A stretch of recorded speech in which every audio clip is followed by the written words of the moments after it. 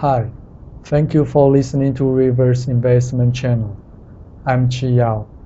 After years of low interest rate policy, the Fed has actually and finally raised the federal funds rate last December, while other central banks are lowering interest rate because of the weakening global economy.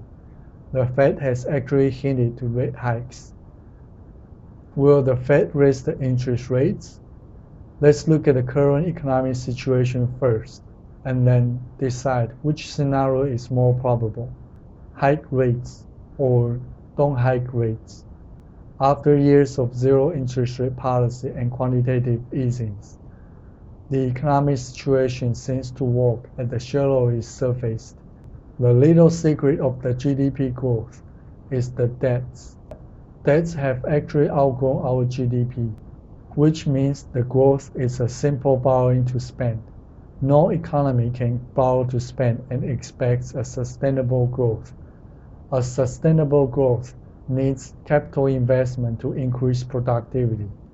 But the low interest rate policy actually encourages the opposite. Since the fourth quarter of 2015, the economic growth has been slowing down significantly even though the debt level has no sign of stopping growing. The artificially suppressed interest rate affects the perception of risks and has moved speculators and naive people up the risk curve. The chance of default for overly indebted and unprofitable companies is higher than 7%, and yet, with yields less than 6%. Central banks on the other side of the world have even launched negative interest rate policy and rounds after rounds of QEs. Yesterday, Bank of England has actually decided to lower interest rate to 0.25% with an expanded QE program. Central bankers are also buying stocks with money coming out of thin air. As there will be more speculations going on, more debts and risks are surely coming along, and more resources will be wasted. On every other side of speculations, debts will sit.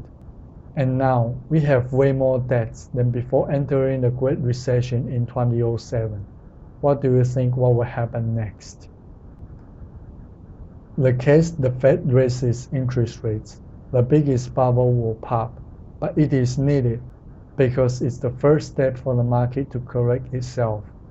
When the rate hikes hit the point where cost of speculations cannot be justified by returns, which is not much because the bubble is so huge, the borrowing activity will slow down. Since the economy is all debt, price will drop and economy will tank. Soon enough, speculators will not be afford payments and start defaulting because the price isn't going up. The debt instruments will take a big haircut.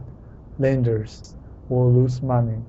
As the lower tier drops out, price pressure starts to spread all over the market and will not be contained.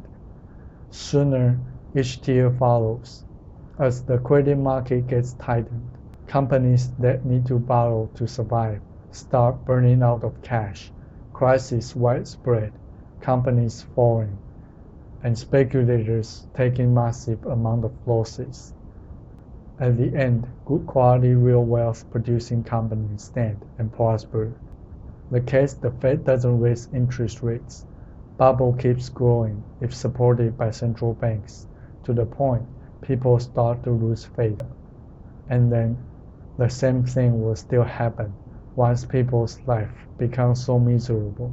But this time, the broken faith shatters any monetary policy. Economic calamity that is greater than the Great Depression will start. The process continues until the problem is solved by the market. Good quality productive companies survive and prosper. Which path will the current system likely to choose? To wrap it up, the Fed can raise the interest rate with risking the burst of the bubble, so the Fed is unlikely to choose the rate hike path. If they raise interest rates, they will have to bring the interest rate way down again. They won't allow the grand bubble to pop. They won't allow the faith to break. To keep their power, they will do everything they can until they cannot. Be prepared. Thank you for listening to Reverse Investment Channel. This is Chi Yao, signing out for now.